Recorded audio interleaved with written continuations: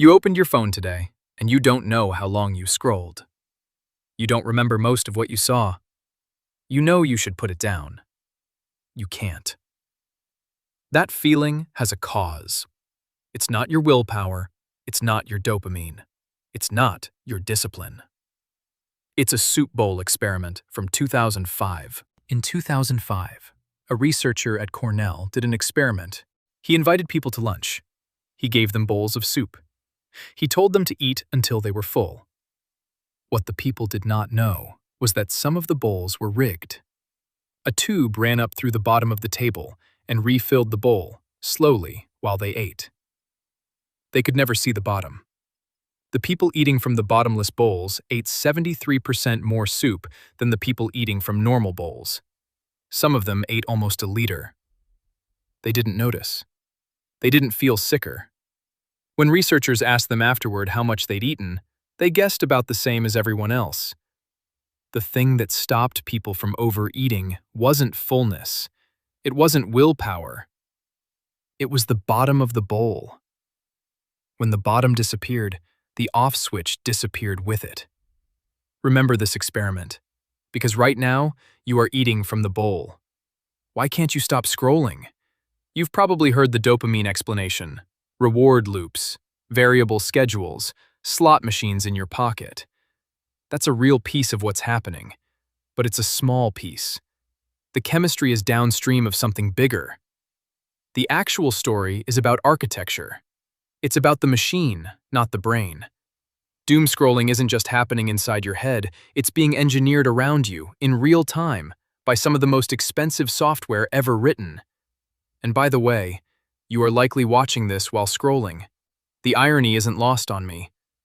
But the mechanics might be. Let me walk you through 3 things that machine is doing right now. For most of human history, media came in units. A newspaper had pages, a book had chapters, a TV show had an episode that ended, a song played, the credits ran, you got up. These weren't accidents. They were stopping cues, moments built into the design that told your brain, this is over. You may now do something else. Old media was full of them. Side A of a record ended and you had to flip it.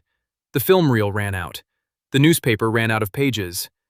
Even flipping through a channel guide was a stopping cue, because choosing is friction, and friction lets you wake up.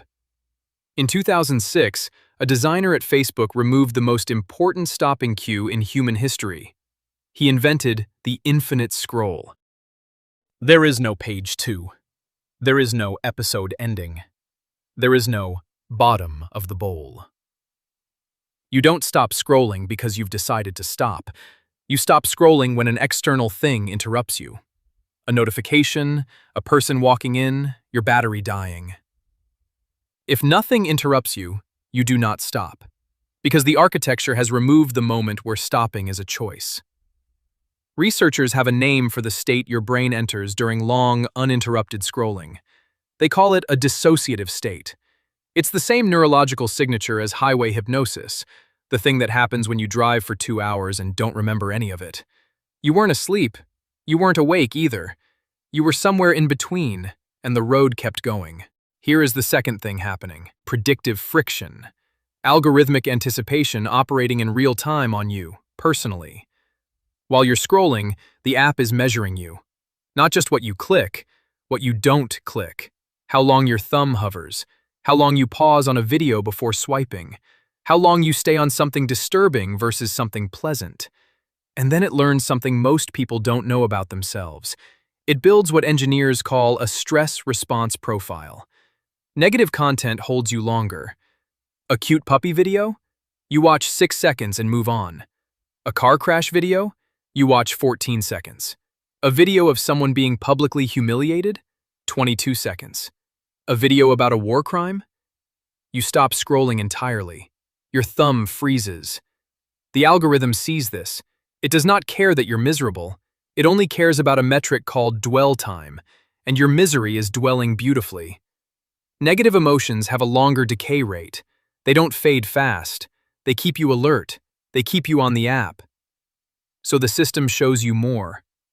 There's a name for what happens to a brain fed a steady diet of negative content. It comes from research in the 1970s on heavy television viewers. It's called mean world syndrome. The world starts to feel more dangerous, more hostile, more broken than it actually is. The thing that's new is that mean world syndrome used to be a slow, accidental side effect of cable news. Now it's being optimized in real time, on you, personally, by a machine that has measured exactly which type of fear holds your attention longest. The loop closes. You are now inside it. Here is the third thing, and this is the one almost nobody talks about. You think you're looking at a flat screen. You are not. The interface on your phone has been designed to feel like a three-dimensional space, what designers call the Z-axis. When you scroll, things slide past you. When you reach the top, the feed bounces, like a spring under tension. When you pull down to refresh, you feel weight. When you swipe away a video, it carries momentum. None of this is necessary. A screen could just change what it displays.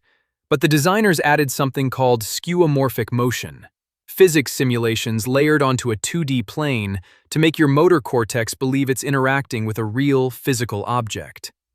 This matters because your brain processes physical movement and conceptual choice in completely different parts of itself. Choice happens in the prefrontal cortex, slowly, with effort. Physical movement happens in the motor cortex and the cerebellum, automatically, without thought. When the act of scrolling feels physical, your brain stops treating each swipe as a decision. It treats it as a continuation of movement, the same way walking forward is a continuation of walking forward. You're not choosing to see the next video, you're falling into it. Put the three together. A bowl with no bottom. A machine learning in real time exactly which type of fear keeps you eating. And a physical tunnel that hijacks the part of your brain responsible for stop. This is what's actually happening when you can't put your phone down at 2